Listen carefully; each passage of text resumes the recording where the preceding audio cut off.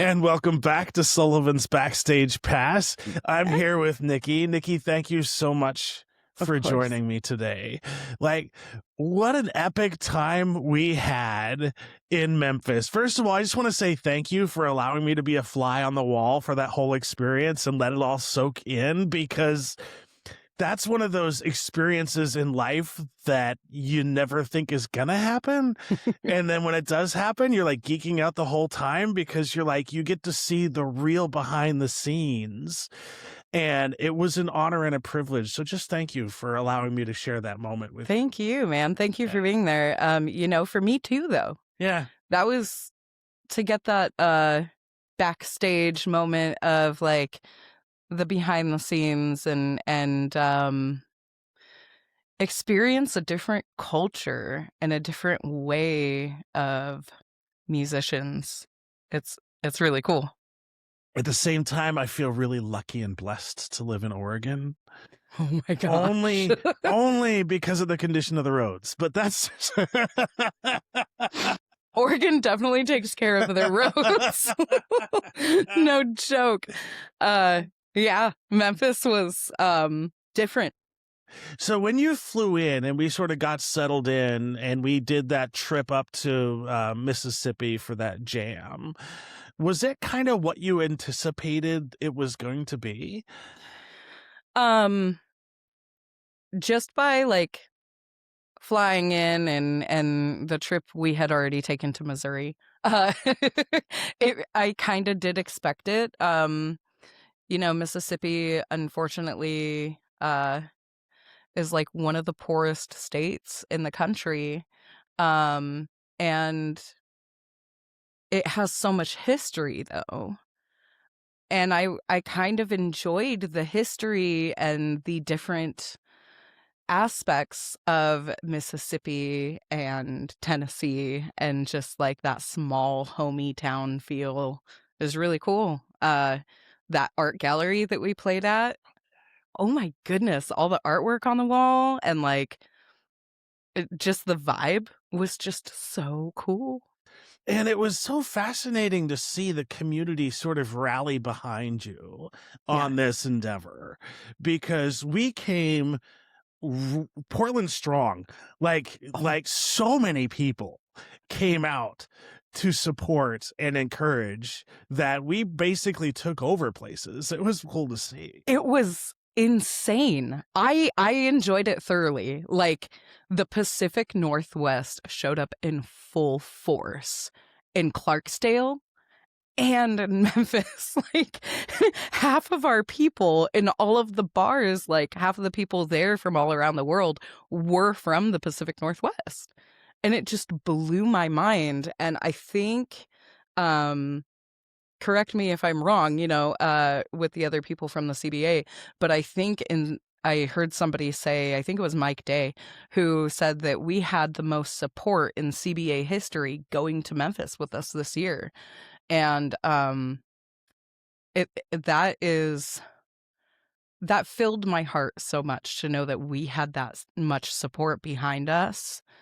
And it was a whole nother world of support, just feeling that and being on Beale Street and watching all these performers. It was just really cool.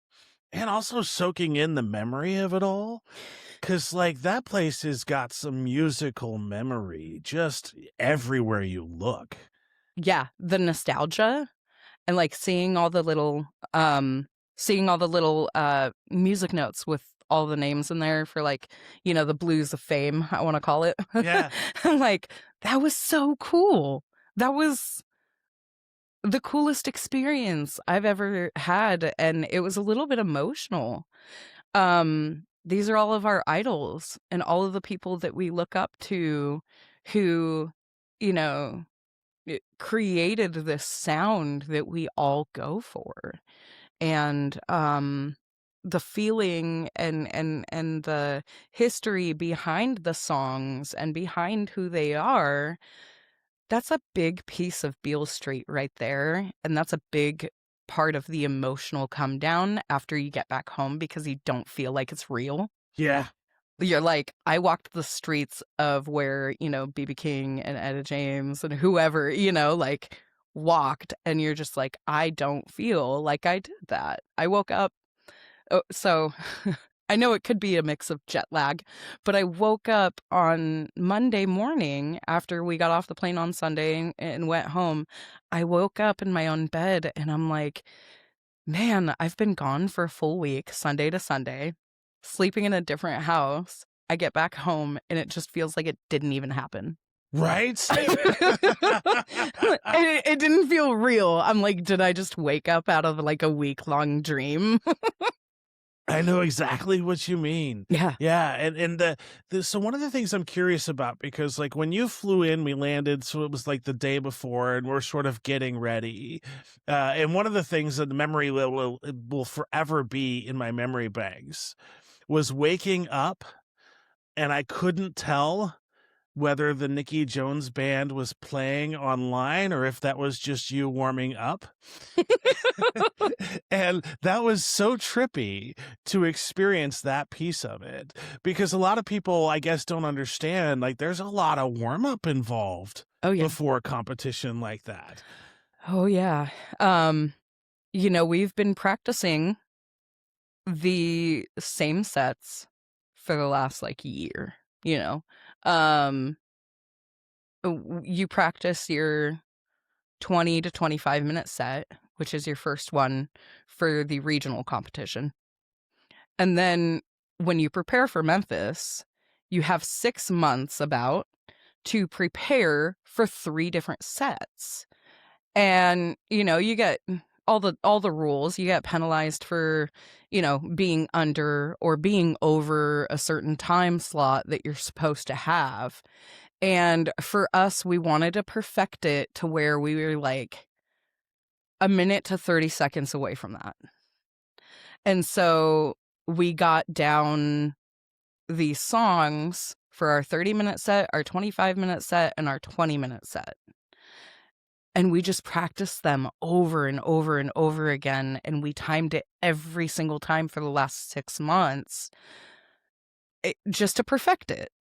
And when you're warming up to get to that point, sometimes you feel like, for us musicians, it's like, okay, we haven't been together in a while to do this. Let's say we skip out on a practice because we practice once a week. We skip out on a practice. It's been, a whole 2 weeks since, and we play really, really good. And then sometimes there's those moments of where you practice for a whole month, you don't miss a week. And then one of the practices, you just feel like you can't get it together, like you're having an off day. And it's like we've literally beat a dead fish how many flippin' times?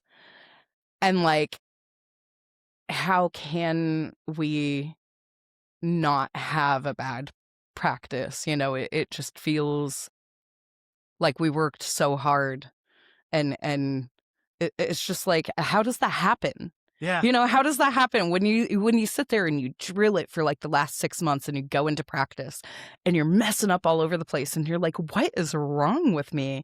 And like, so I was really nervous because the holidays came right before we went to Memphis, and it's like, we need to drill all of these sets and make sure that we're prepared. And there was a couple of weeks during the holidays since Thanksgiving to New Year's that we were like, well, we can't make it this week.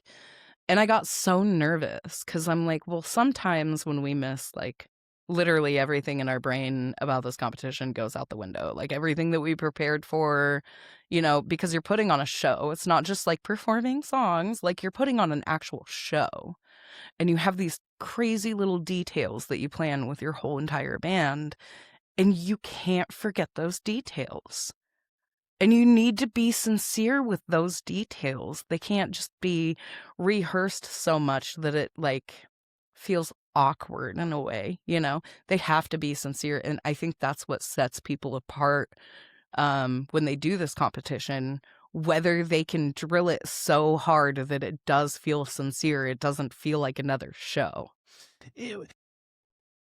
And as I was able to witness the progression from the last year as attending so many practices that I have, one thing that always stood out to me when it comes to your preparation is the conversations you have with your band about how many guitar solos we're going to have, how many different beats are we going to have, like, are we going to have an up tempo or low tempo, like all of these other things that I don't even know if other bands in the competition even really focus on. Yeah. Like, how many bands do you know? And I know for like, okay, I will say one thing, right? So on that second night of competition, uh, the band before you was so loud that the entire table looked at each other and were like, we all need earplugs after this. And I stopped them from leaving to get earplugs. And I said, no, wait, Nikki Jones is coming up next. You're not going to need earplugs for this. And they're like, what are you talking about? And sure enough, like there was a sigh of relief across the table because you were one of the very few bands that paid attention to volume in the space. Thank you. And just like, how did those conversations even start? So, I think in the Pacific Northwest, we all have this like main style for our blues community. Anyway, it's all about dynamics. It's all about how you can raise the tension and then lower the tension. And it's all about taking people on that journey with you. It's a journey. It's not just how you can play the song. It's not just look what I can do moment. It's about taking the people, connecting with them, looking them in the eyes when you're singing, and performing, and bringing them in to where they can go on a physical roller coaster ride of dynamics. And that is like one of the most important things that I love on the Pacific Northwest. Our blues culture over here is fabulous for having that. And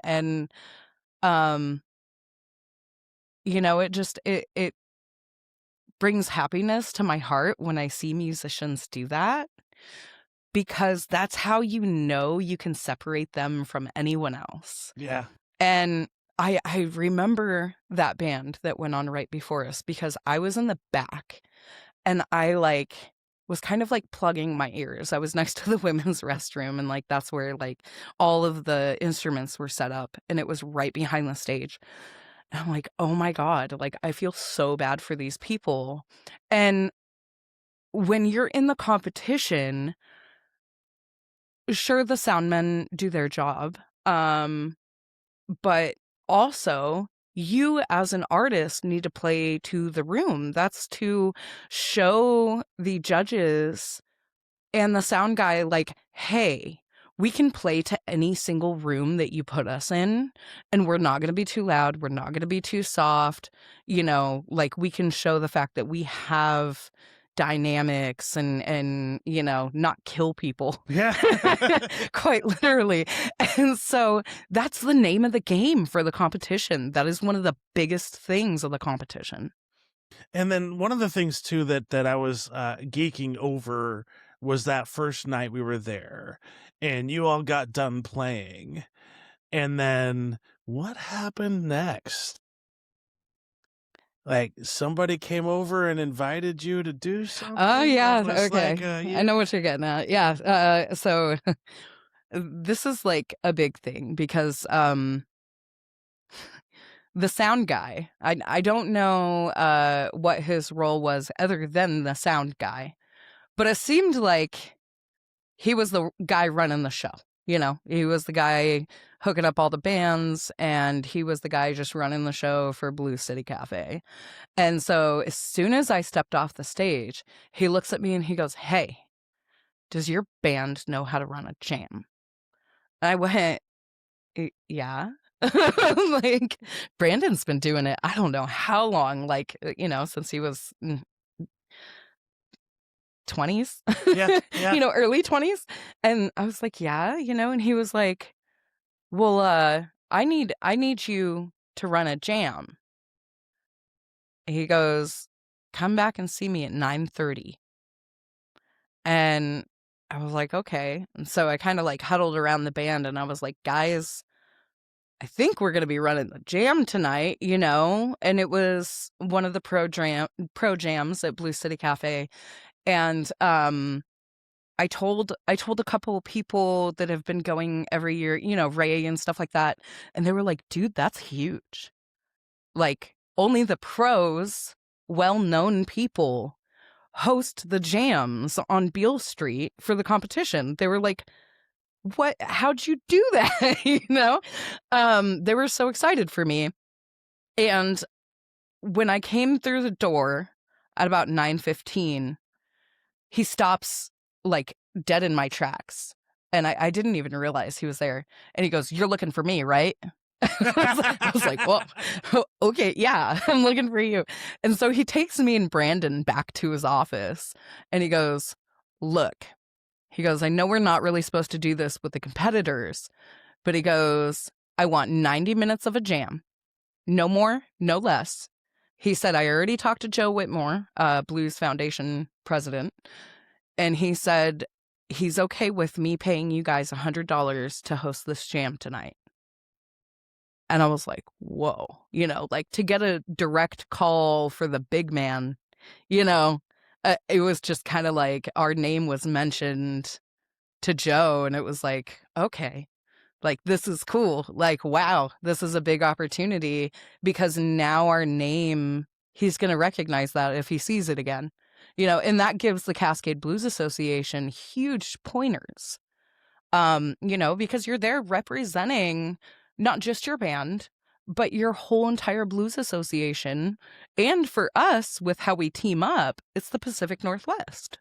100%, because there's also, not only are you competing at the National Blues Challenge, you had to compete locally in order just to get to the Blues Challenge. Yeah. And so, away, you're representing what is considered the best of the Cascade Blues Association. Yeah. And what I would say when I saw the jam that I really appreciated is how strategic you were about making sure all of the kids were paired up with professionals Thank you. and like keeping track of time and making sure like it was a well-oiled machine. Thank you. But you could also see the enjoyment from the youth, because how many opportunities do you have at 16, 17, 18 years old to get up on Beale Street Yeah. and play with professional musicians? Yeah. So, funny story. I looked at Brandon when we were about to host and I said, "Babe, you've been doing this a long time. Like, this is your department." And he goes, "I'm going to help people on and off stage. I'm going to make sure that the levels are okay. So that way people can enjoy like not overly loud music and like try and control it as much as possible." He said, "Your job is to pair people." And I went, "But that's been your job for like so long. Like, I'm fresh. Like, I don't know what I'm doing." And like, I guess not true, because I was there the whole entire time that we were doing the Shotskis Jam. You know, I hung out and I learned so much for like a year and a half with that jam, watching Brandon do that every single Monday night. And so I was like, okay, you're right. Like, I can do this. And like, my first thought was, I need to call people. And so I went outside and like all these different connections of like these really good musicians who I had stuck in my brain. Like I went like, oh, their performance, they were really good. And like I knew each person and what instrument they played and how they played it and like what type of music, like what type of genre of blues that they were. And I started calculating all this in my head and the wheels started spinning and I was like, okay, well, first up, I need to get Sleeper Wave up here. And I knew that, you know, of course, the front kids were fluff. They could play with just about anything. Really well seasoned musicians, Jonah and Cameron. Yeah. Yeah. And I don't know why I always get them mixed up. Anyway, so they're so good though. They're like so good. And before I get off topic, ask me about the youth You got it. before, we leave here, because I really want to talk about the youth bands. Anyway, so I knew that the two front kids, I could have them be a part of, a different group, but I wanted to keep the rhythm section together. Juliet and I forgot his name. I know everybody always forgets the drummer's name. I feel so bad. I'm sorry. But like, of course I can see his face and his cute little braces and everything. And him and Juliet though are like, they pair so well together, and they have a really good connection on stage, and that's really what a rhythm section needs. So I paired them as a rhythm section with a different band group, and to just kind of like let these professional, musicians that were competing get a little bit of taste of these teenage kids who have they're past most adults here. Let's be honest, like these kids are absolutely phenomenal. And I can't wait to see what the future holds with them. But yeah, I got them up with the R&B Kings, who took second. And I think that was so important. And there's a reason why I wanted to pair these two together, is because I knew that the R&B Kings were going to make it to finals. No doubt about it. They were top notch. They were so damn good. And I was like, I want to get the youth together with them, because I knew it was going to make a huge difference, and it was going to make the youth stand out to all these other musicians, and for them to have what I can say is the best jam there that night was the youth group and R&B Kings. Hands down, best jam. And so I ran around like, I don't know, a little cockroach, just trying to be like, what do you play again? Oh, yeah. And you were from that band. I'm going to pair you up with this person and this person. And my main goal was trying to get all these people from around different parts of the world together. People that they've never jammed with before, where they got put in a situation kind of like thrown to the wolves, essentially. 100%. Yeah. Yeah. And to see how they reacted, and to see what they could come up with, because that's where the magic happens. That's where the magic happens. You get out of your comfort zone and you're like, okay. And also a little trick I've noticed, usually the musicians that are like kind of hesitant about themselves, they usually play a lot, like a lot of notes within what they're doing. If you pair them with something that they are not familiar with at all, they'll kind of lay back. Interesting. Yeah. And there's either they lay back, or there's those people where they're like, I have to show off as much as possible to get my point across. And so the musicians that laid back and go, okay, like let's communicate on stage instead of look what I can do, they always sound the best, because they're playing with each other. They're not playing at each other. So I find it really cool to watch these musicians be put in these awkward places to see how they act. But also it does make for a good jam. Like, it makes for good music. Surprisingly, I felt like I knew what I was doing. And Totally. Brandon gave me the biggest compliment at the end of the night. He was like, wow. He's like, you did so good. He's like, in my opinion, you earned that $100 all to yourself. He's like, I second that. he's Yeah. like, oh my God, the running around you did and like how you planned it was actually better than I could do. And I look up to Brandon so much, and how he does things, and like how the wheels kind of turn in his head. And I even went up to the sound guy and I said, is this what you wanted me to do? Because this was my plan. This is what I went after. Are you okay with this? And he goes, honey, you're doing exactly what I paid you for, and you're doing a good job at it. He goes, I didn't expect anything less. That's why I hired you. I went, okay, cool. Like, that was my validation. I love everything about that. Yeah. Yeah, and it was such a cool experience to see. because you sometimes you get in those jams, you get people that are sort of upset, or you get people that like don't feel like they get enough time on stage. Yeah. And I didn't see that at all with Y- your jam. Yeah, so I made sure that everyone got a chance to be up there. And usually during a jam, you give them like 3, 4 songs at a regular jam. I gave everybody 2 songs. I said 2 songs, you're off stage, brand new group goes up because we had so many people in there. So many people. It was insane. I it was there was 3 people at the end who only got 1 song and I said, "I'm sorry, but I want to make sure that everybody can get up here. We don't have enough time." I said, unfortunately, these 3 people at the end are only gonna get 1 song, and we were told to finish out the jam with one of my tunes that I wanted to do. And so I was trying to follow it to the T because this is a big opportunity. I'm like, "I don't wanna mess this up." Like, if I come back to Beale Street, like, I wanna do this again. And so, we did that, and one, I'm not gonna name names, one of the people that only got 1 song, you could not hear them over the mic.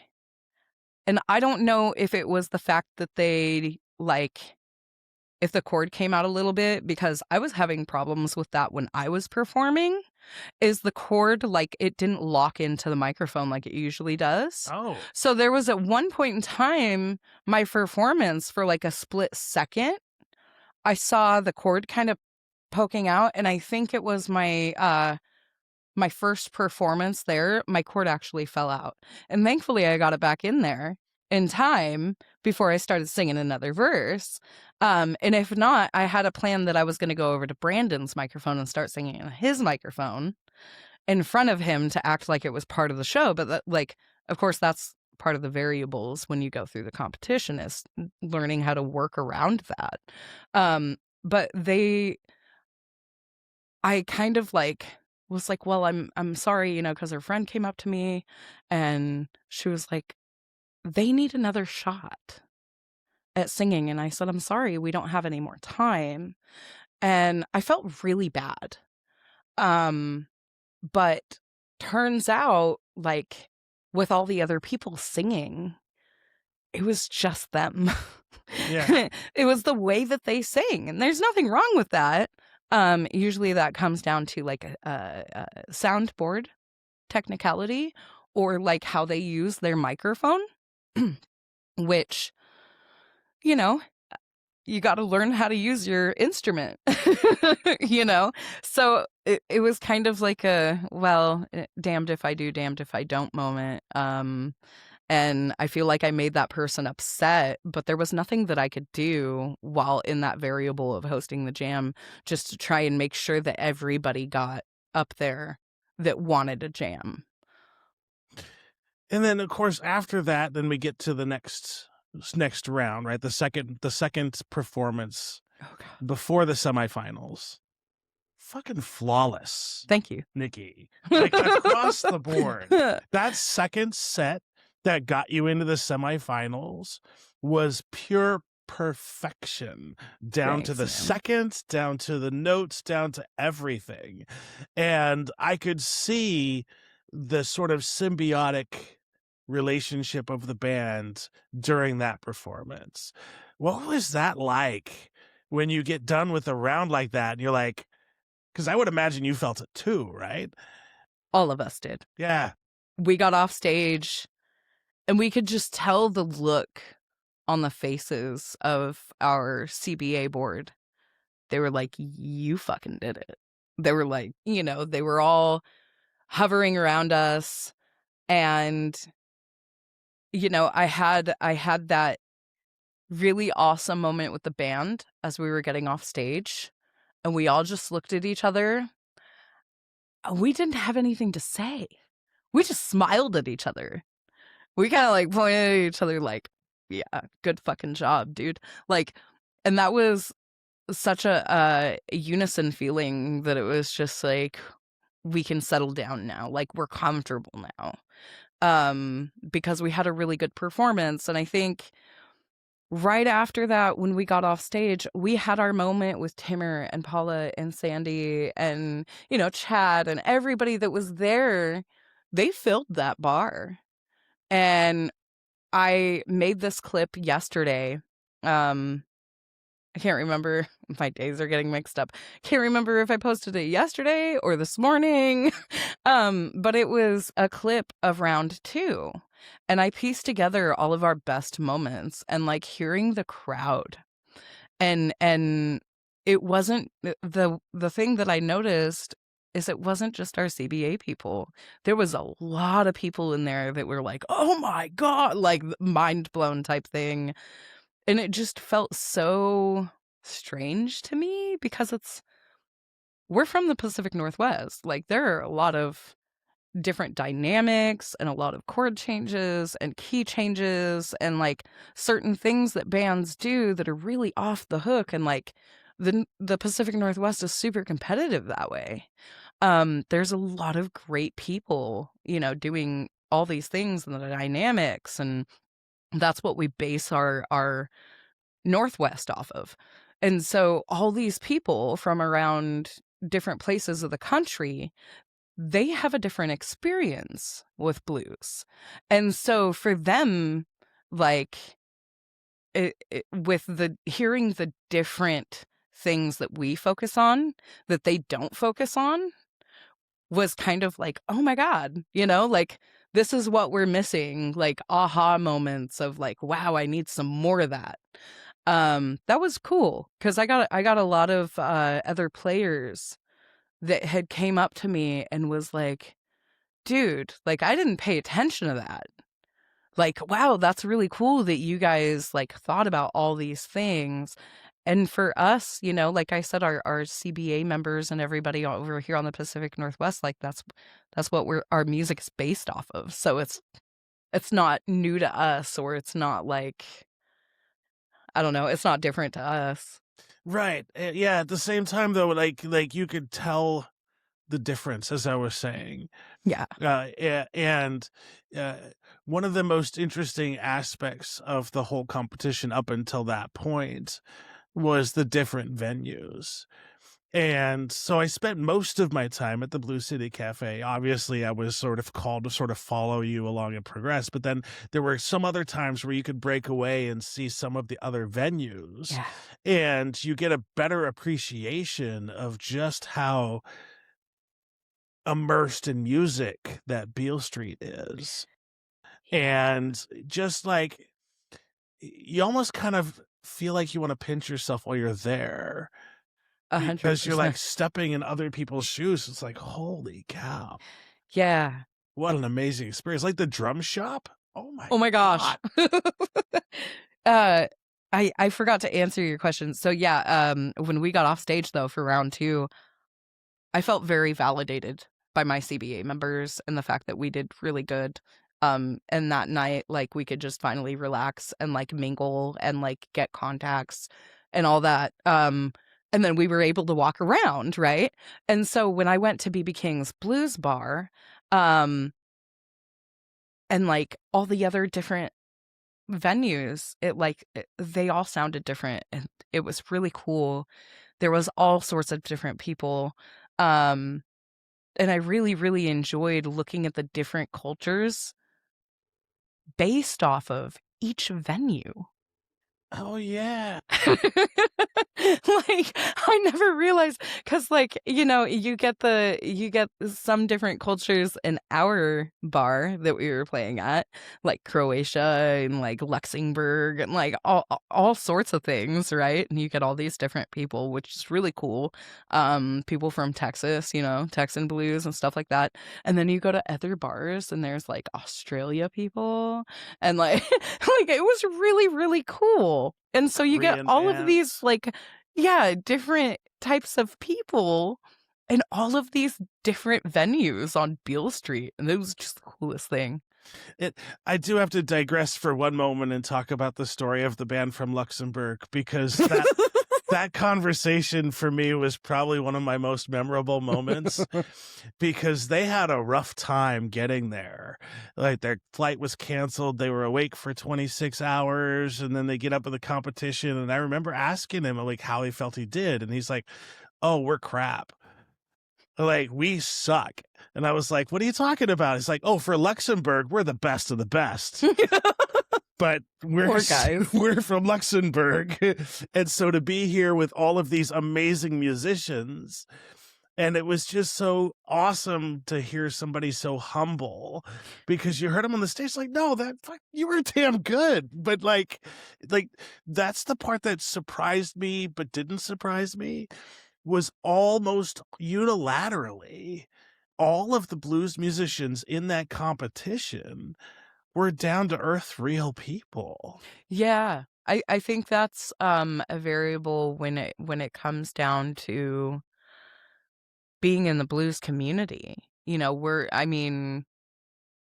we all share the same humbleness. I want to say 85% of people share the same thoughts and the same support that we all need through the competition, because once you've made it to Memphis, once you've made it to Beale Street, you've already won. Yeah. Like, the point is, and this is one of the things that I wanted to talk about. The point is to have connections and to join the community worldwide. The whole point is not to win. It's not to show who's best. It's to show your take on blues personally, to connect with people that share the same love of blues as you from all different parts of the world, and to get certain connections to play bigger festivals and bigger venues, and to collab with the best of the best. And that to me is the win. Like, I didn't even care if I made it to semifinals. Sure, it's a perk. Sure, it's really cool.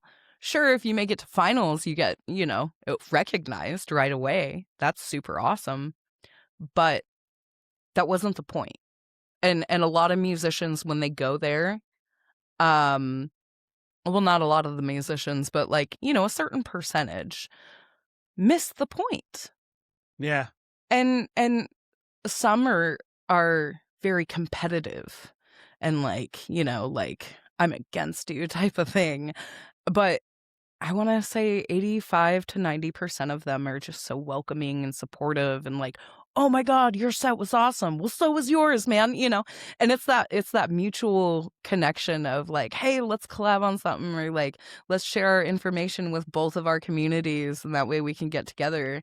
And I think with all the different people, it just made this world so much better.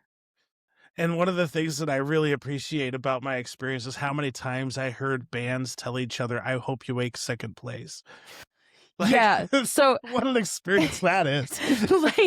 like I just looked at everybody who I thought was out of this world good. And I went up to them and I was like, I hope I see you in finals. Yeah. And that's all I said to them, because they were really, really good, man. Like, there were some bands that I was just off the hook, like the R&B Kings. Like, oh, I know. They were so that damn saxophone good. player. Yeah, Taj, he was great. And goodness. Big Mike, when he held on to that note on the bass and just wailed with this giant vibrato. It was like you're sitting there holding your breath and your mouth just drops and you're like, it's like almost getting electrocuted by his beautiful voice. And they were so tight. Yeah. And granted, their guitar player, I will say that their guitar player was like robot perfect. Yeah. He was robot perfect. And not to say that he didn't have any feeling. But he was a rhythm player and he was a soloist. But he didn't play one wrong note.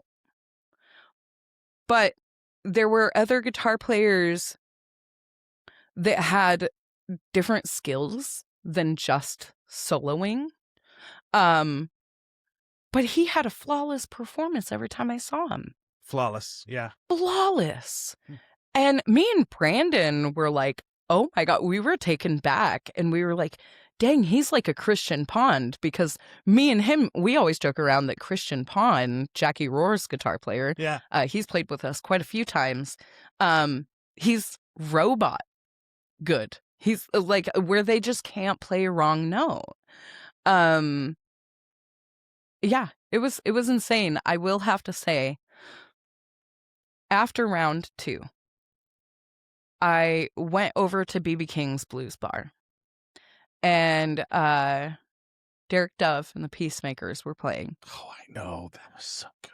Oh my God. So we walked in there, and I was standing at the top of the stairs. We went upstairs, and I was standing there, and I was looking down, and you could see the guys like doing the sound stuff and like, doing the video. They had video on there, and it was really cool to like see the computers in front of them and how dialed in they had the sound and the lights and everything. It was completely different than any of the other bars.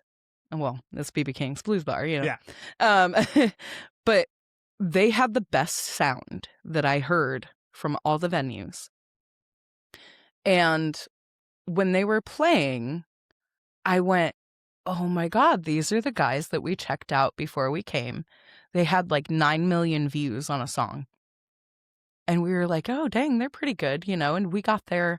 It was a whole different experience live, like watching them live. And they just had such a tone, like dialed in sound of what their sound was. And it was so perfect across the board. It came down to their harmonies, their rhythm section, their organ player, everything. And I just stood in awe for a moment. It was like a minute and a half. And they ended that song. And their last song that they were going to do, the guy stopped.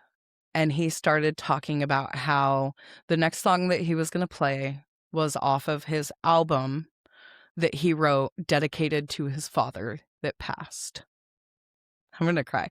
And I just found out that my dad had cancer before we left Memphis. And it was really hard because that morning, that was on a Friday, that morning, we knew that Dad was getting a biopsy done on his cancer.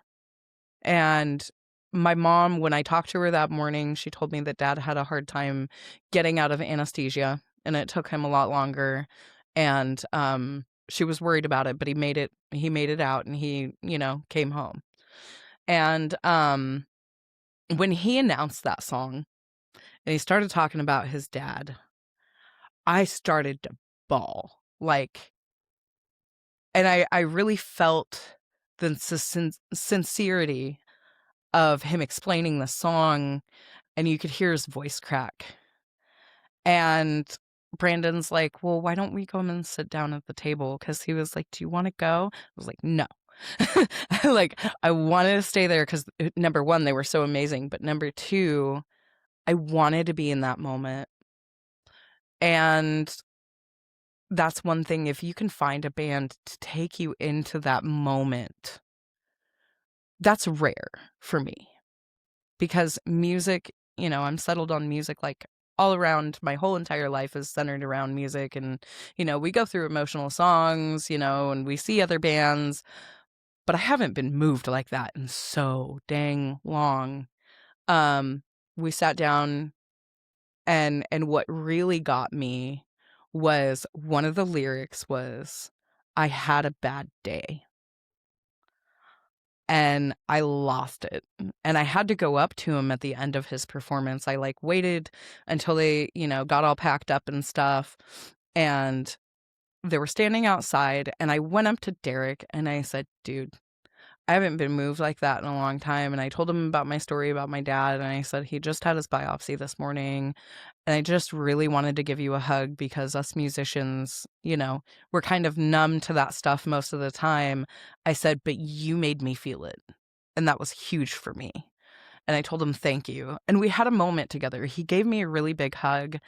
And he was sincere when he said, thank you for that. And we just cried together for a second. And I said, dude, you're going to win first place. And I already know that. And he was kind of like, oh, like whatever, kind of like, thank you. And I said, no, for real. You're the best band here. And when I was messaging the bands, like the band group on our like CBA band chat or whatever, like with all the CBA members that went with us, I said, I'm rooting for R&B Kings, but I know Derek Dove and the Peacemakers are gonna win. I said, and then like somebody texted me back because we were so sick that day, and like I had some bad news about Dad on Saturday, like when we were supposed to go to the Orpheum, and I decided to stay back, and just kind of like wallow in my sorrow a little bit with my dad, and be sick with Brandon back at the Airbnb and clean up the house and everything. But somebody from the group, I forgot who it was, messaged back and said, your boys won. And I was like, yeah. And they were like, R&B took third place. And I was like, yeah. I was like, and then, Mama, I heard her play and she was so good. They She's were got that rasp flawless. in her Yeah. voice that is just like like the level of talent was just spectacular. Yeah, it punched me in the chest every time I heard her sing, and I was like, oh, yeah. And so to hear her, go to the finals, I was like, yep, she's going to be in the top 3 for sure. But I knew, like, as soon as all of the performances were done and Derek got off stage, I knew they were going to win it. Oh, yeah.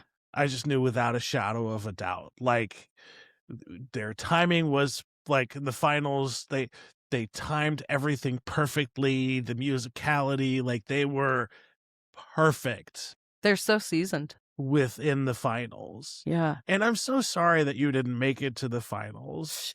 Y- I know, okay, I know. so But can at the I same say time, something? like, right? But I just want to acknowledge, right? Because I'm probably going to catch heat for saying this, but you're better than the 4th band that was on stage. Okay, so I appreciate you in Yeah, all aspects of your support, in your opinion, of course, like, but also I'm biased. I know, I'm biased, folks. I know, but also that's one of the things that I'm gonna regenerate back to. If you made it to Beale Street, you've already won. Yeah. Because I mean, sure, it would have been cool, but like I knew our semifinals, our performance, we botched it. We totally did. I mean, I will say we had more dynamics than all the other bands that were played. And we were very unique from all the other groups that were placed in our bar. And you got to like so-called win over your bar. But we botched it. And it was just the last song, because it was a 30-minute set. So that last song that we played, wasn't our best, And that's the problem with the externalities you can't control, right? Yeah. You can't control whether or not you really get sick.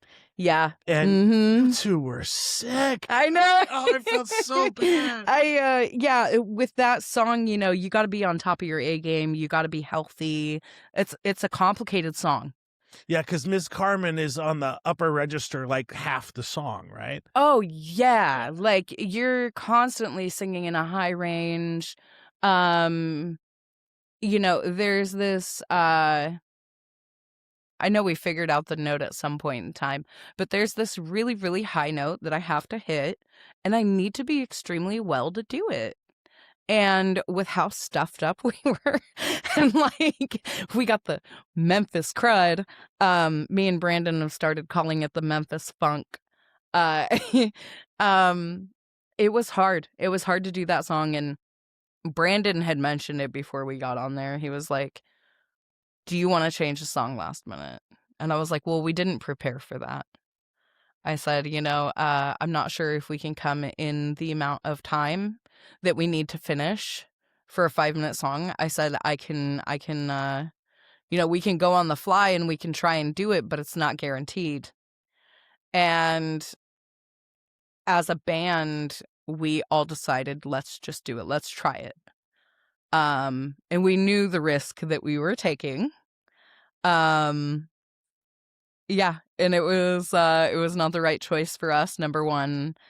And number two, I just like I felt like we had already won. Yeah. Like, it's not the fact that I didn't give it my all, because I did, Oh, 100%. but it was the fact of I knew I was sick. I knew I was compromised. All of us were. Um, and I just said, you know what? I'm just gonna give it the best I can. But I knew in my heart that I wasn't gonna make it to finals after our performance. I just kind of looked at Brandon and I was like, well, this whole entire time, I felt like we've sounded so much better. And it's because of the variables that they put you through for the competition. 100%. You know, if you're in a venue that you've already played before, or you're working with a sound guy that you've already worked with before, or, you know, the system or the microphones or the amps, like whatever. I mean, this is all a different universe and things that you're not used to and you have to adapt with on the fly. And this competition, like I said, isn't about how good you can play.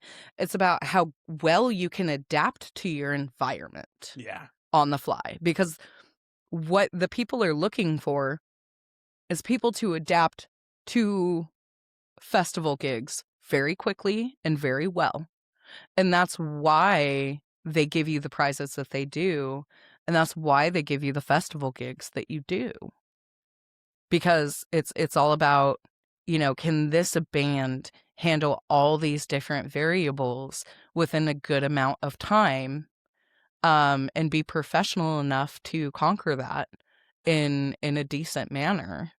And so if you can't prove that, you know, then you're kind of screwed. So how important is like the team dynamics of it, right? So you're going to the competition and you see you would like to see, I would imagine, just a cohesive unit as a band that is sort of there together competing together, right? Yeah. Sorry, what was the question? Like why is it important for the band to be a unit in order to succeed in the competition? Um, y'all have to be on the same page. It's all about communication on stage and off the stage. It is so important to be a team because also you're looked at like this is your image on the outside while you're walking around town, while you're, you know, doing that. It's also a family oriented thing, I will point out. So if you don't feel like you're a family, um, and you don't feel like you can coexist together, like this is kind of a test for your band as if you can make it on tour or if you can go for long periods of time with each other without, you know, a certain tension building and how well you can keep it together because mainly sure there's the family aspect but there's also the professionalism that goes into it. You know, you have to be if this is your job and you have to live with your coworkers, so to speak, you have to be you know, you have to have this mutual professional respect for each other. And you also have like a public face with them as a unit. And I feel like people when they look at a band, I mean, you know, think of Led Zeppelin, think of the Rolling Stones, think of the Doors. Like if I see a band and a band member is gone, how does that make us feel? Yeah. You know, they're like, "Oh man." You know, there's that vital piece that makes that band the band. Um and but there's good reasons for that though. Like when it comes down to being a team, you're either in or you're out. You know, there's no like, well, I'm going to have one foot over here and one foot over there because then it compromises the music on stage. And that's kind of if there's tension between you and you guys go on stage, there's some bands that are really good at masking that tension and there's some that aren't. And if you can't mask it well enough, or you're just in too deep to where people outside can feel the tension that you're having on the stage with each other just because of personal reasons, um, it lowers everything about the band.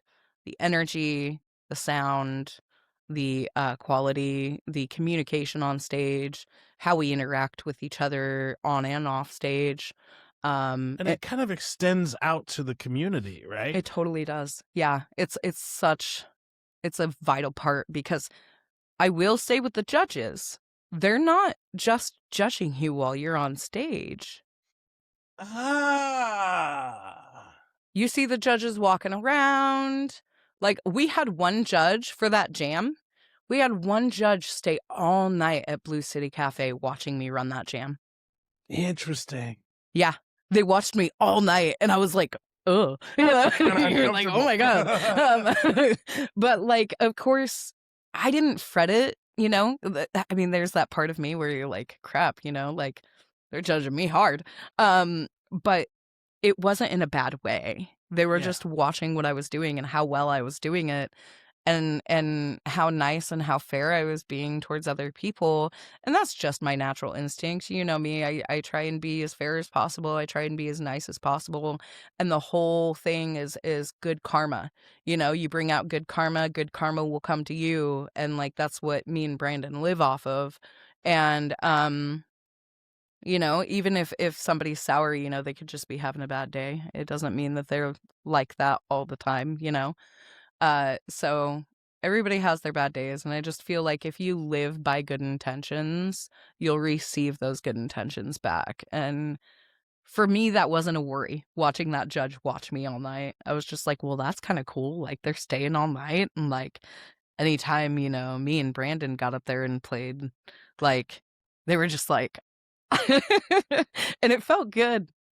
It felt really good. Well, it's one of those things where in music, there's some things you can't teach. Yeah. You just have it or you don't. Mm-hmm. And what you have and what Brandon has complements each other in so many ways on and off stage that it really does lend itself to beautiful music.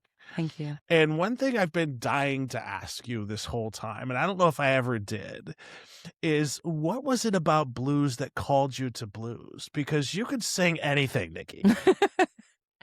I But appreciate that. something called you to blues. This is my dad. Yeah. That was my dad. It was just watching him all my life, you know, perform blues and rock, mainly like Southern blues rock. And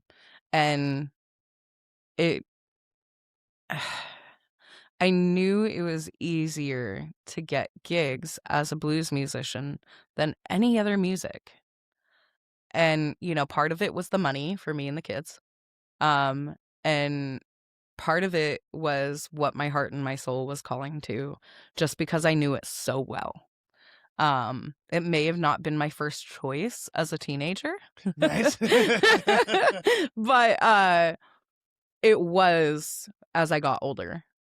Um, and it expands to so many people and so many different levels of different ages. You know, there's a huge variety of people that love the blues, no matter what genre they specifically listen to. It's the root of all music. And that's something that's really special for me to hone in on that and keep that alive, you know, I mean, you know, that's why people are a part of the Blues Foundation, the Cascade Blues Association, and all these other associations. That's really what rings to me. Also, we're really lucky to have the Cascade Blues Association. Oh, 100%. Yeah. I talked to so many other bands that were like, yeah, well, we tried to make it here on our own, and our blues association, you know, barely has any members, or, like, you know, our board, our team members and stuff like that for our association There needs to be new people that take it over because they're too old to do it, or it's just not very organized, or we don't have enough people. It's We are so lucky to have the community that we do, and it's one of the biggest blues communities in the country. Um, on over here on the Pacific Northwest, it just made me have a whole new respect for our blues community when I came back from Memphis, hearing all these stories about their blues association. It was I Kind of eye opening, right? Yeah, Yeah. it was a lot of eye-opening things of like, holy moly, like, wow. And having so many members, like we took over Beale Street, like, there were some moments where I had to cry. 100%. And one of the things that I had noticed along the way, because I was, you get sort of, like you were saying, the Pacific Northwest blues has a sort of vibe. Yeah.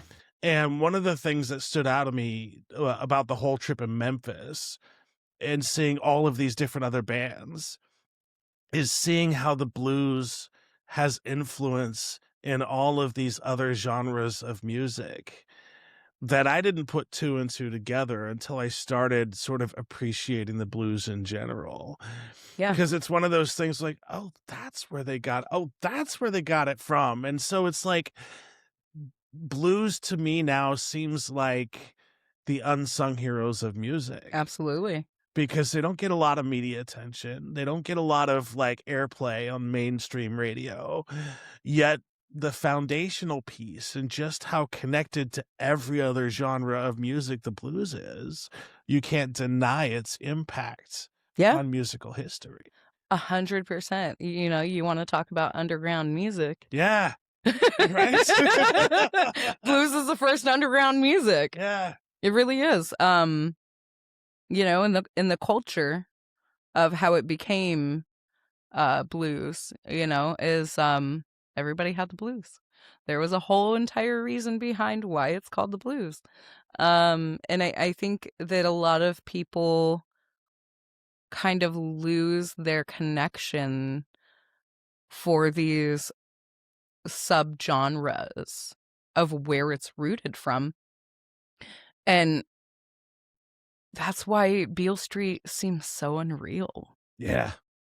It's like this is where it all stemmed from. And it's just like this big emotional feeling of like, wow, I'm in the real underground pit of where it all came from. It's pretty cool.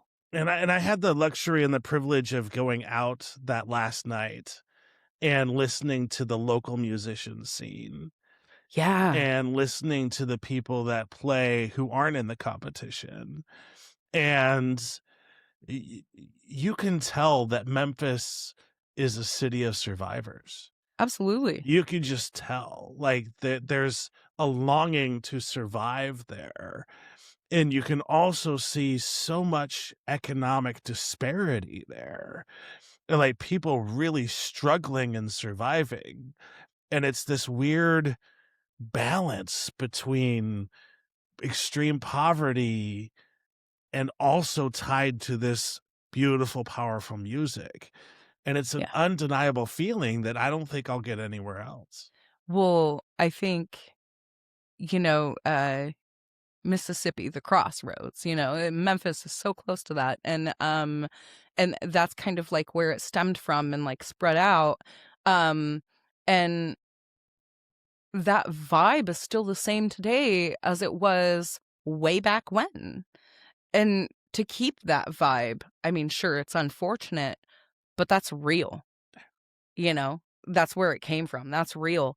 And, sure, I love my people over here on the Pacific Northwest. We're very sweet and open and, we have this very down to earth vibe. But if you sit down and you talk to the locals, they are so open. They are so truthful and you can feel their spirit and like what they've been through. Like I said, it's one of the most poorest states in the country and sometimes when you go over there, if you're not used to that, if like I've been, over here on the Pacific Northwest all my life, I flew once to South Carolina. And that was only for a couple of days, and then I flew back, and it's like, and that was a nice part of South Carolina, so going there, it almost felt like a third world country. It was so unique to me because I've never expanded. Um, I've never gotten that chance. I've been a stay-at-home mom for so long, and like, finally expanding to, Montana and way up north in Washington, almost, Canada, and then going down south down to California, it's all been over here. And I've never went to like Midwest or anything like that. And so it was just a culture shock for me in particular. Um, because I didn't know exactly how extensive the poverty was. Oh, 100%. And you Yeah. don't realize it until you get there or until you've experienced it yourself. Yeah, and you can't really prepare for it until you've experienced it. Yeah. Yeah. Yeah. It's one of those things where, like, I've been to countries that are extremely impoverished, like people living on $2 a day. Yep. And there's a lot of similarities between those impoverished countries and what I saw in Memphis. Yeah. And that was very eye-opening to me because, like you said, everybody down there is a dream.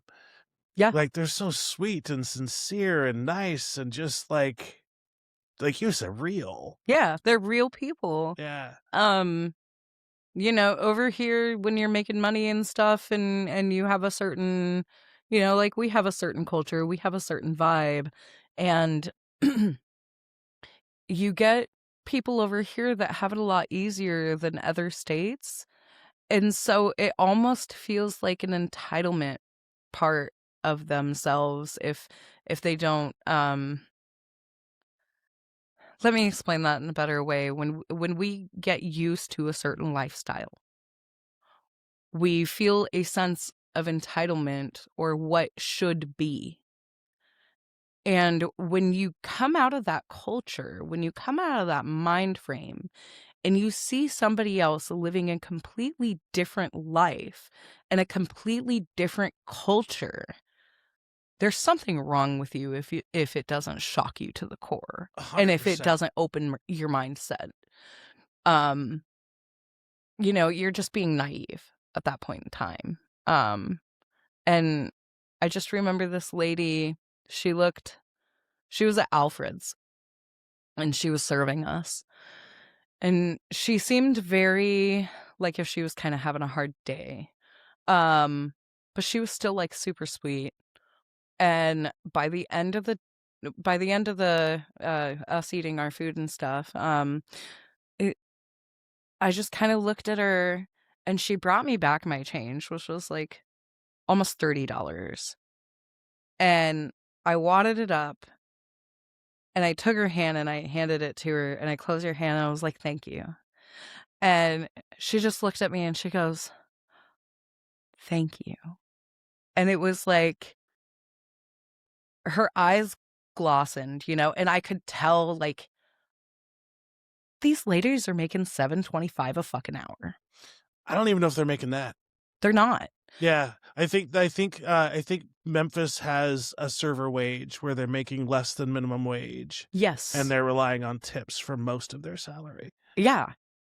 And like because I looked at Brandon and I know this trip is like it costs so much, and like here we are spending so much money, but I by the end of this I felt so much more, you know, privileged to be in the financial situation that we are over here, even though we're like considered poor.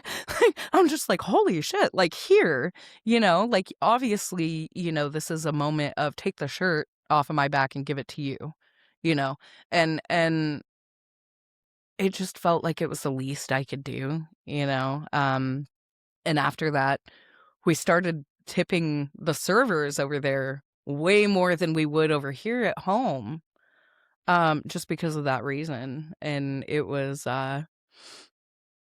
special to see the looks on their faces. Like, that passes along the kindness, and you could tell, after that, they're a lot nicer when they serve other people. They look like they're having a okay day now. Like, they can have 2 extra meals or whatever, or Yeah, at that's what I least, was gonna say. Yeah. yeah, 1 extra meal, like, because when we went to the grocery store, Oh, I know. what Oh in the my world? goodness. How could you be paid only a certain amount and still have the same prices that you have over here on the Pacific Northwest that you do in fucking Mississippi and Memphis? Like, what the I'm sorry, but, like, that blows my mind. And the fact that the part that stood out to me too in that sort of situation with the grocery store is that you can tell why people are in the physical shape they're in Yeah. because they can't afford vegetables. Mhm. Those prices are unattainable. Like, you have to work 3 hours to afford some broccoli. Yeah.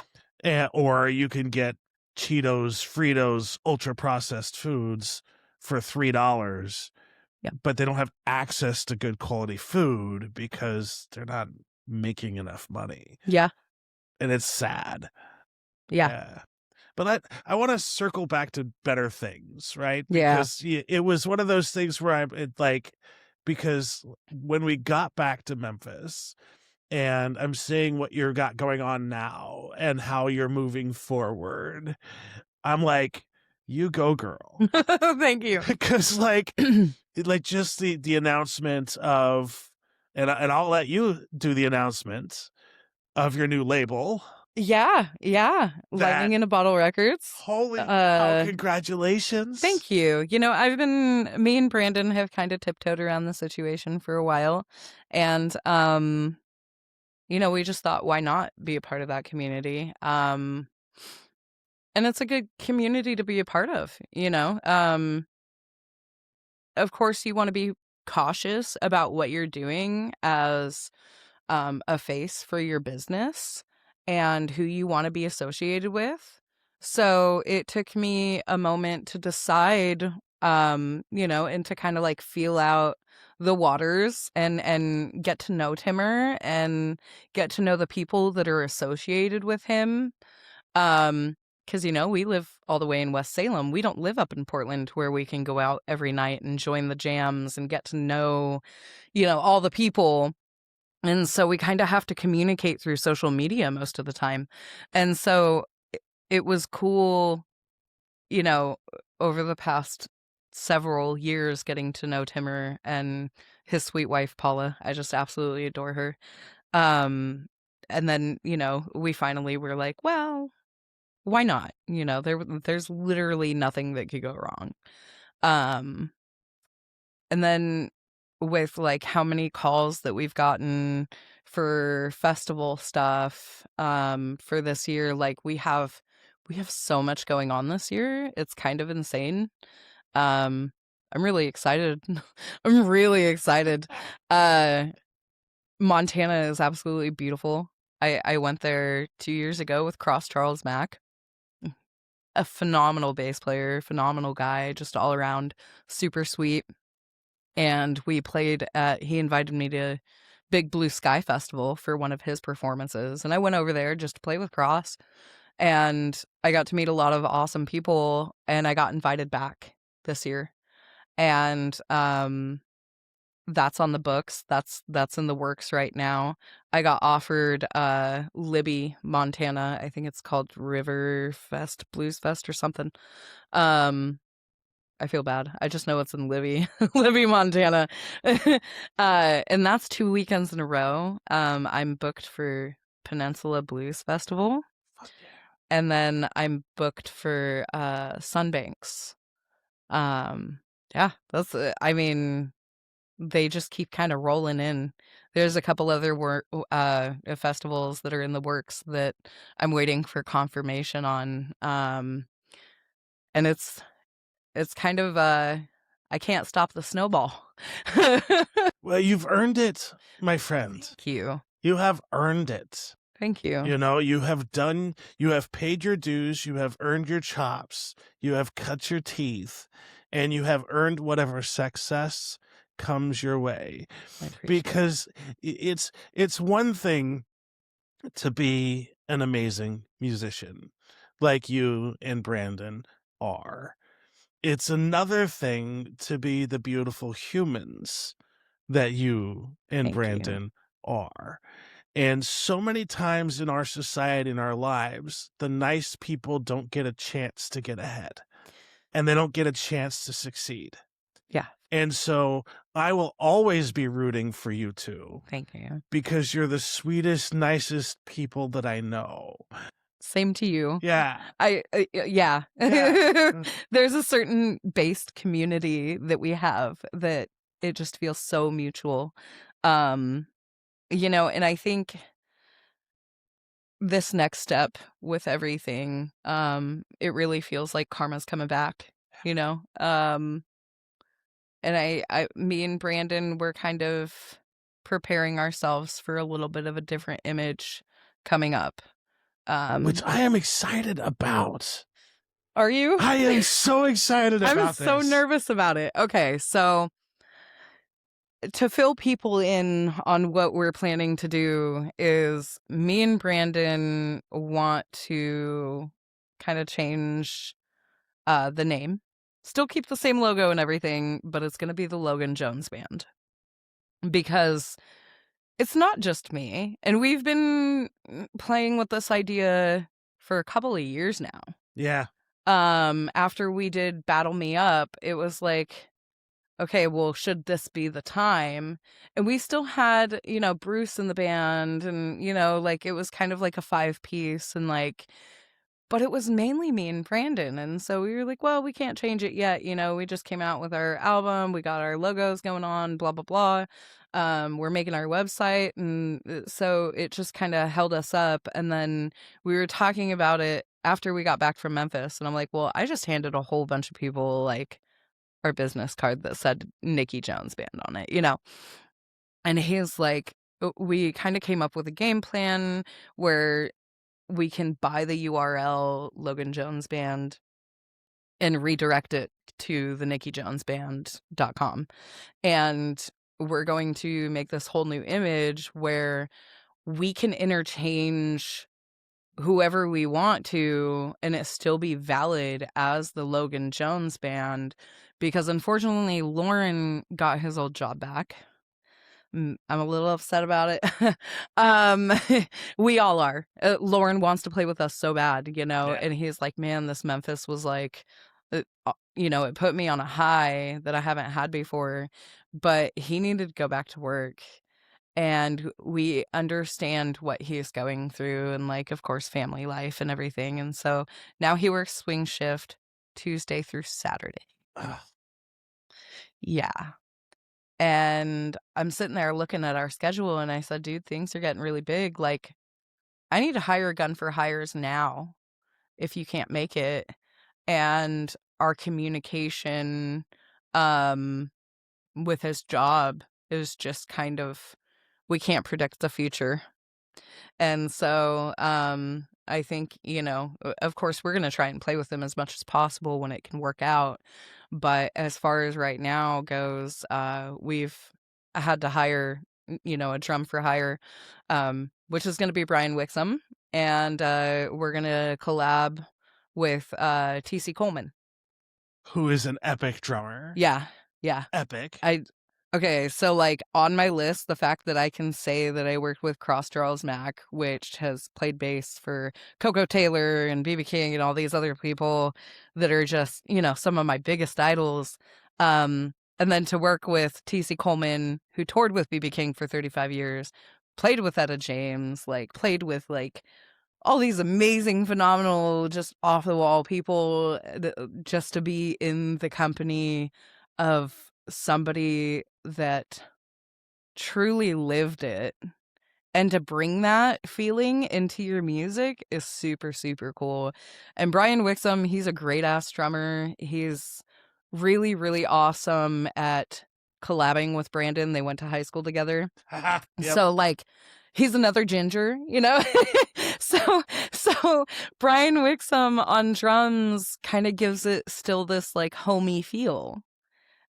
We still have a very down to earth, like we come from the sticks, like the Willamette Valley type vibe, Yeah. which is really cool. And you know, I think I've had a lot of talks with Brandon and about what we can achieve and what we can't achieve, and what would be better for the band, um as far as what direction we're going to go in and what would be most feasible for us. And I think we're in the direction of I want to play bass. But I'm really scared. Cuz like, you know, I just stepping out of my comfort zone, like that's a huge thing to play bass and sing at the same time and like not, you know, like focus directly on your vocals and like have different variables to work with.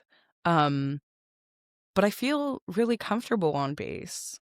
And I've noticed that every time I'm like, man, I should be playing bass when I'm up on stage. Like, man, I want, like, it's almost like an addiction.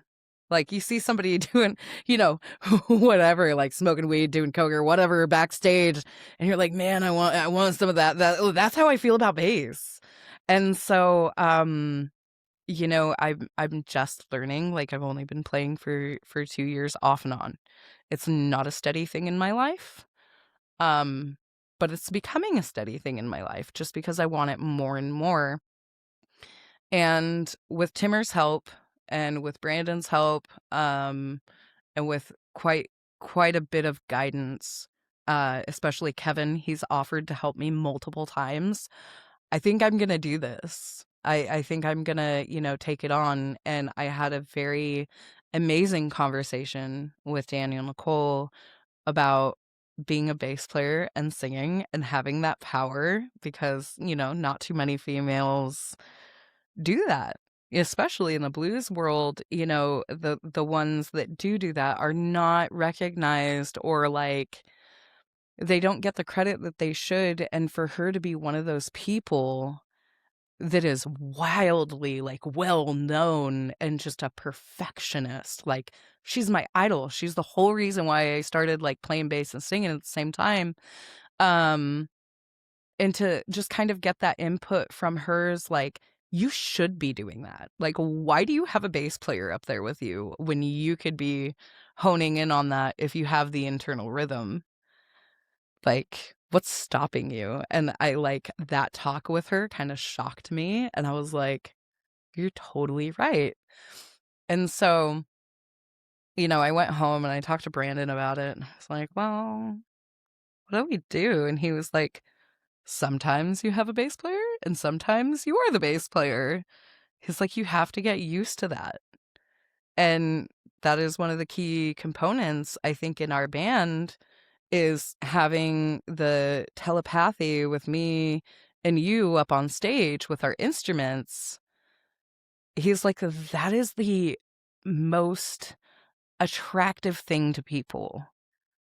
And I said, you know, you're kind of right. Like, that is a huge perk for us, is how well we communicate with our instruments.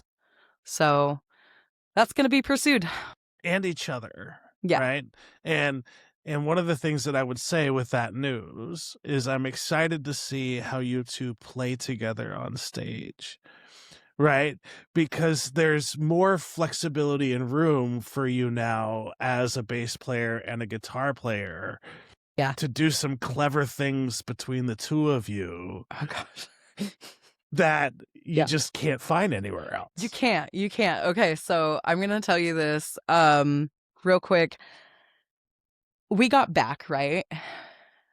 And I fell asleep because me and Brandon were talking about it on Sunday night when we had gotten back. I'd fallen asleep and I woke up Monday morning. I'm like still sicker than a dog. So is Brandon. And I immediately opened my eyes and I was like, babe. And like I'm just shaking him aggressively. And he's like, yeah.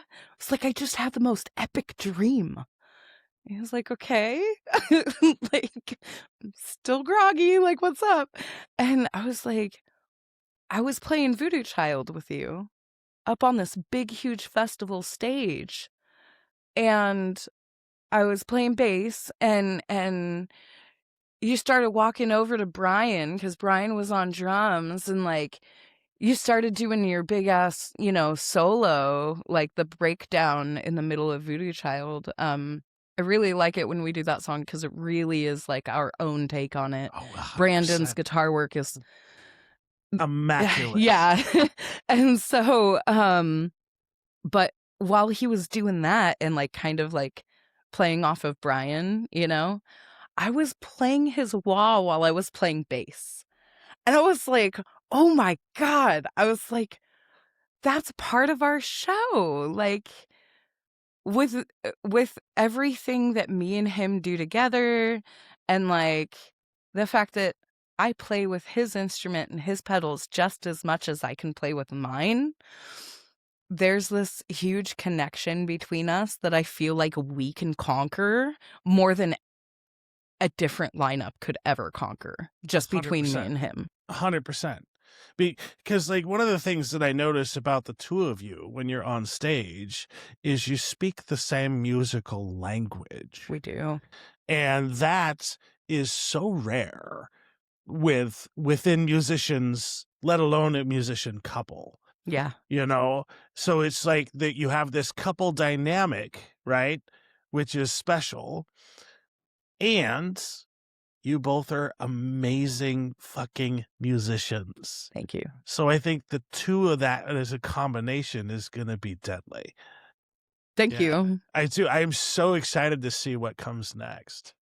Yeah, I feel nervous because I'm definitely meat and potatoes. I'm nothing fancy, but also like hearing Danielle Nicole's like bass workshop. She was all about, being simple is the best thing you can go for. If you're a meat and potatoes bass player, like you don't realize how special that is and leaving room for your vocals. And she talked so much about all these different tips about singing and playing bass, and it just validated my whole entire thought process that I have for playing bass and singing for me and what I can accomplish and what I have a hard time accomplishing. She told me that it took her 2 years for this one song to get down singing and playing bass at the same time. And she had to like dull it down to nothing, like the most simplest thing for her to accomplish it. And it's like, I have all these complicated originals that I've hired these immaculate bass players for. And like the only bass player that I have ever known to, be able to accomplish these bass lines that has worked with us is the guy that created them, Justin Shepage, and the guy that can copy them, which is Kevin Kelly. And like, I'm like, well, how am I gonna play my originals? I can't play my originals if I'm on bass. Just because they're so complicated, they're so funky, they're so, there's so much there. And so now I'm kind of on this journey where I have to rewrite my bass lines so I can sing my originals. And I'm not really sure how that's going to go for some of my favorite originals that I want to play.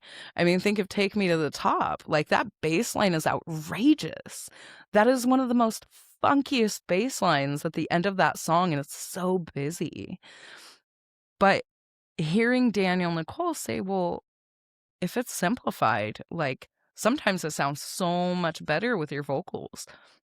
Like, let the guitar take over that rhythm and that guitar work and have your bass lines be simple.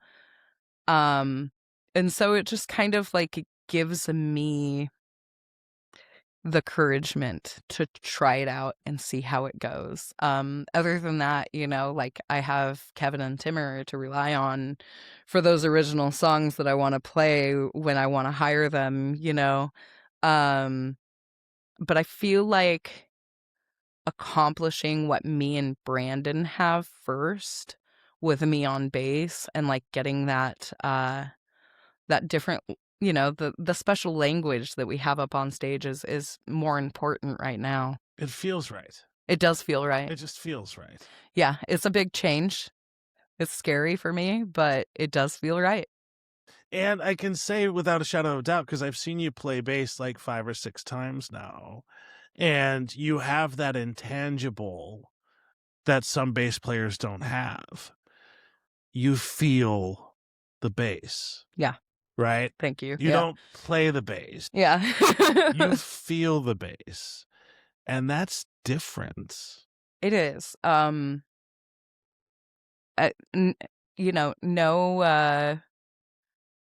no offense to any of the amazing bass players that we've played with.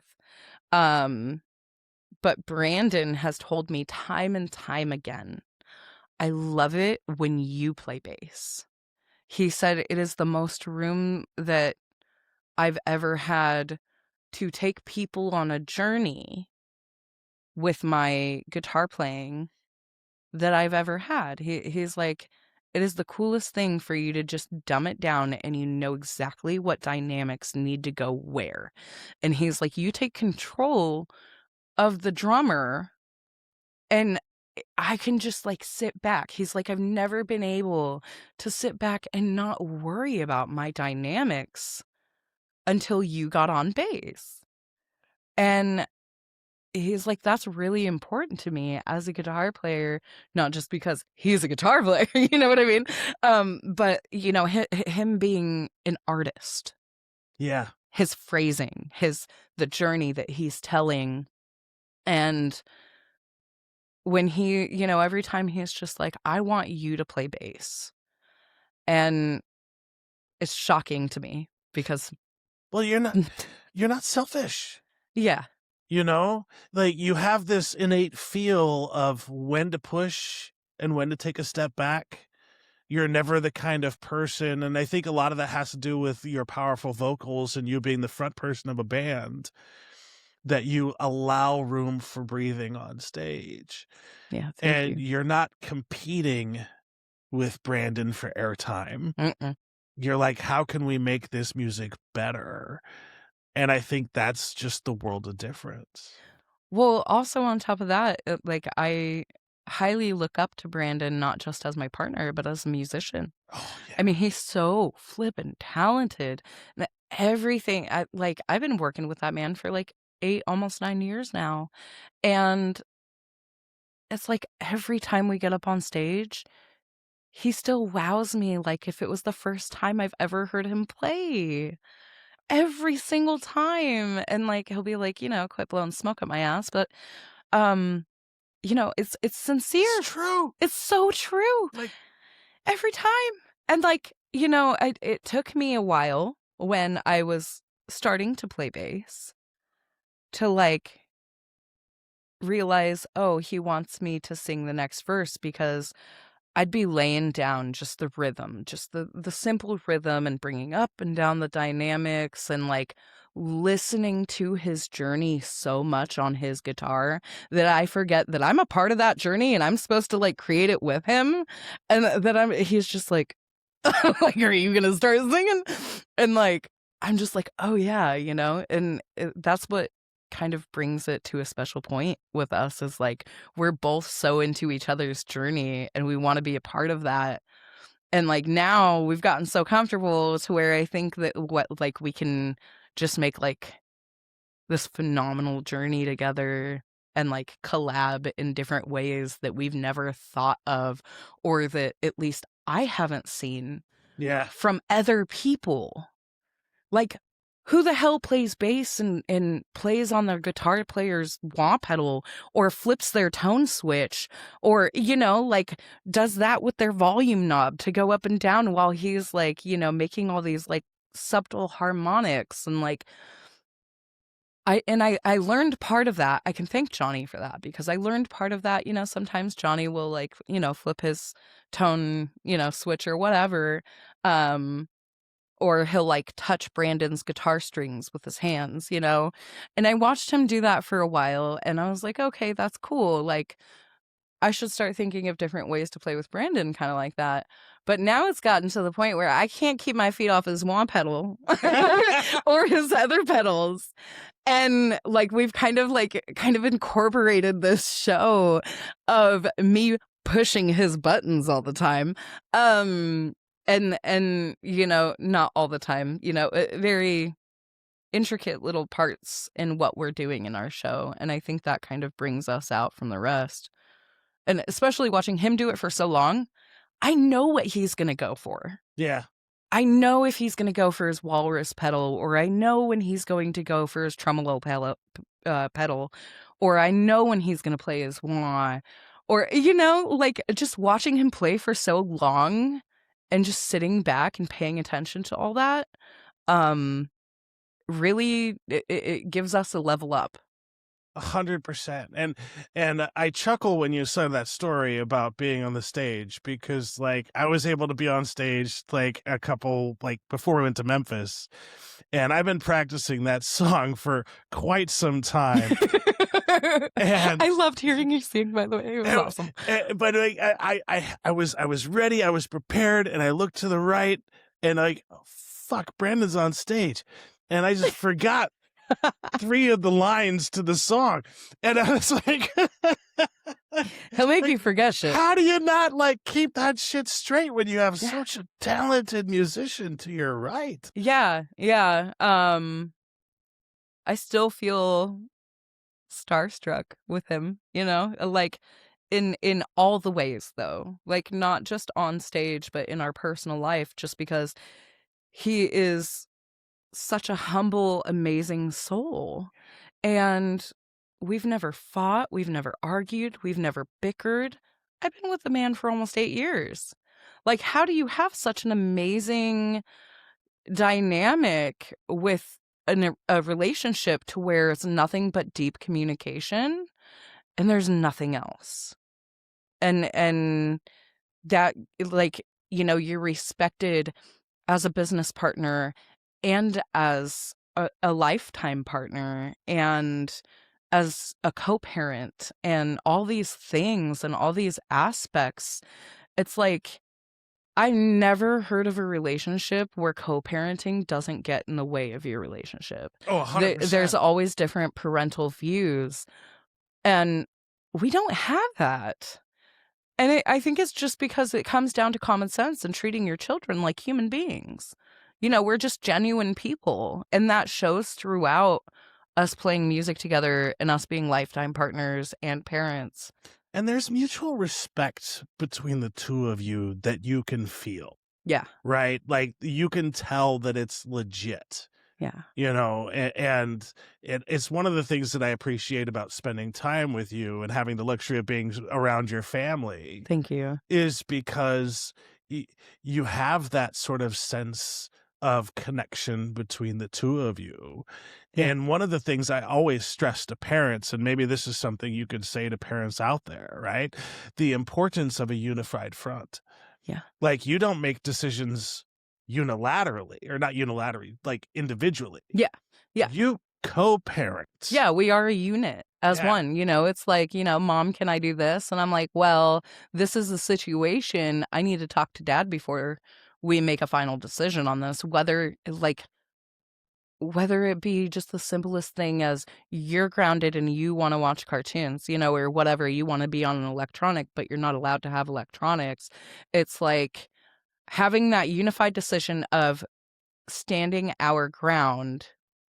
And if there is a certain situation of like, let's say, you know, our goldfish died or whatever, and they're grounded, but they want to watch a movie, it's like there's times where we understand your feelings, you know, and I get that you're sad, and let me talk to Dad and see what he says. And usually, you know, if there's compromises that we need to make for our children, we understand that fully and we can just talk about that, you know. And sometimes there is a moment where you're like, you need to explain your reasoning behind co-parenting of what decision you made and why. for your partner to understand your point of view of that parent decision. And we've never clashed on that. And it's because it's just common sense, like for us, it's natural. And we feel really, really lucky to have each other in that aspect. And all of this that we're talking about between me and Brandon shows on stage. 100%. Time and time and time again. Thank you. Yeah. And people are like, oh my God, how is it that genuine? It's because it is. Like, wholeheartedly, it's that genuine. You can't fake that shit. No. And You like, can't. some people are like, they like second guess, like, you've never fought, argued, or bickered like once? And I'm like, no. And they're like, how is that possible? But also like the question that I ask is like, why wouldn't that be possible? Yeah. Why would society standards say otherwise? Because it's all about treating your partner like a human being. And if you can't find somebody as down to earth as you are, or you can't find somebody to treat you just like a basic human being, then what's the point? There's no trust in that type of a relationship. And I think that's the basis of a good relationship, right? Because Yeah. I too feel like I'm lucky in that regard now. Yeah. Where I have somebody that doesn't second guess me. You and Becker are so Yeah. cute. Thank you. and she's great. Yeah. And it's one of those things like I don't want to tell this story, but I'm going to tell this story. Go for it. I'm ready. So we're at the doctor's office, right? And it comes time for me to go back to the doctor's office, and I don't ask her to come back with me, right? Because I have a trauma response because of a prior relationship, right? And she, without it saying anything, she didn't like, she just acknowledged and she just accepted it for what it was. Yep. Right. And then it wasn't until the next day when I was like, oh shit, I'm having a trauma response. And so we sat down and I talked to her and I apologized and was like, I'm sorry that I didn't take you back with me, but here's why. Here's what happened in the past. But I know you're not going to do that. You're a different human being. And so this next time, come back with me. Can I say something? Yeah, I don't please. want to interrupt you. Yeah. I went through that so much with Brandon, my trauma responses. And it's like the moment that you find out that you're literally having an argument with yourself 100%. because of a certain situation that you had to go through and it's not their fault at all. You just have to like commend them 100% and be like, oh my God, thank you for not taking this personally. And thank you for supporting me and being patient with me. That's the whole point of being patient with somebody after they've had trauma like that. It is a huge thing. And that's why, when I see really good relationships, that's why. It's because that other person, it's mutual. You both have patience for each other. You both have the respect for each other that, you treat that other person as a human being, not just as you're my person. I get this from you. I don't understand that approach. I really don't. No, I don't either. But I see a lot of people have that sort of perspective when it comes to relationships. Yeah, the mentality. Like, what can I get out of you? Yeah, like the instead ownership. Of how can I support you? Mm-hmm. And that's a huge difference. Yeah. And I think, that's to kind of get back on topic between me and Brandon. I think that's why our business dynamic works so well. Is because we're constantly supporting each other's careers and like what we want to do together and also what we want to do like not together. Yeah. For instance, Brandon works with Johnny on his other, project and stuff like that with Johnny. I went to go work with Girl Crush. And I was like, man, I really don't want to do this without you, but like this is my time to like shine with the girls, like I get this moment of a really cool effect of like having, these background singers and working with these other musicians that are fantastic musicians. And they're like wholeheartedly a family and like awesome and silly. And I call Sarah Lodge like my big sis. She's like, you remind me of my little sister. And I'm like a girl crushing over her as she is of me. And by the time I got to the end of the rehearsal with Michelle, Sarah, and then I think her name is Luna. I'm sorry if I got that wrong. Anyway, they're all so sweet and I love them so, so much. And like, they all have these different approaches of like welcoming me. Yeah. And it was really cool just to collab and have that moment alone without Brandon.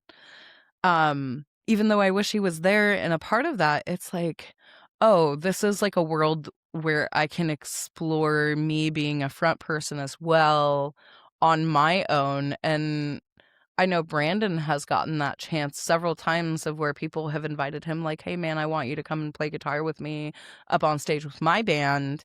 And I've never taken that chance. I've never stepped out of my comfort zone with Brandon. Because anytime I've played, I'm like, I need to have my honey there right by my side because he speaks my language. He knows what to do. And that is my comfort zone. And to step outside of that and go, okay, I'm creating a new zone. It may not be a comfort zone, but it's a different zone. And I need to make myself comfortable over here. And that way I have more of a business aspect instead of just our band aspect. Yeah. Because I am a front face too, not just, Brandon. He's made a name for himself between our band and Johnny, and it's a big thing for him. And for me to do that and make like my name, so to speak, kind of stand out, and it's important just as much as it's important for Brandon. 100%. Yeah. And we're starting a podcast. I know. I'm so excited. Friday. Just based on our conversation today, I think it's going to be epic. Oh, I'm going to love it. And people will like, either people will tune into it. Oh, they and will. Be like, man, I want to watch this every Friday or whatever. Or people are going to be like, what the fuck? What are these people talking about? And there's going to be lots of coffee, lots of chitter chatter, and lots of joints involved. So I love it. I absolutely love it. Yeah. We'll have to come up with a name and intro music. Yeah. Yeah. So we'll do that on Friday. Yeah. Okay. Where can people go to find your music? Everywhere. Search for Nikki Jones. Nikki Jones Band. Nikki Jones Band. It's NikkiJonesBand.com. That's where you can find everything. YouTube, Spotify, Pandora, all the streaming platforms. Especially, with our new live sessions album that we made with Kevin and Lauren. Phenomenal, by the way. We got played in Holland this week. Awesome. That is so freaking awesome. I was just like, wow, cool, Holland. Like, that's awesome. Like, I knew about France. I knew about Australia. We have like all of these different places around the world that have played our music. But it's like, Holland? Like, what? That's, wow. I love it. Yeah. Epic. And I will going to go out on a limb, folks, and say that I will stake my reputation on this. If you go to a concert performed by now Logan and Jones. Wow. What a trip. You will be in for a show. Like, every time. Like, the level of professionalism, the level of musicality, every time. Thanks, Sean. Yeah. Yeah. And I'll end the podcast the way I always end the podcast, folks. Be kind. We all live on the same planet. We breathe the same air, and this world would just be a better place if we all treated everybody with dignity and respect. Nikki, thank you so much. Thank you, Sean. Fuck, almost 2 hours. Are you fucking kidding me? Oh my God. Every time we get to talking, it's like, oh, fuck. Should we like actually set a time limit on our podcast on Fridays? It's up to you. It's up to you. No. No, I don't think so. No. Okay. Talk until we're done with the subject. Okay. Yeah. Fucking almost 2 hours. I love that so much. Because it's the part that I like about it is that it's not forced. Yeah. Conversation just flows naturally. You have this talent that will lead itself to podcasts of listening intently, but listening as a thoughtful approach instead of listening to what I'm going to say next.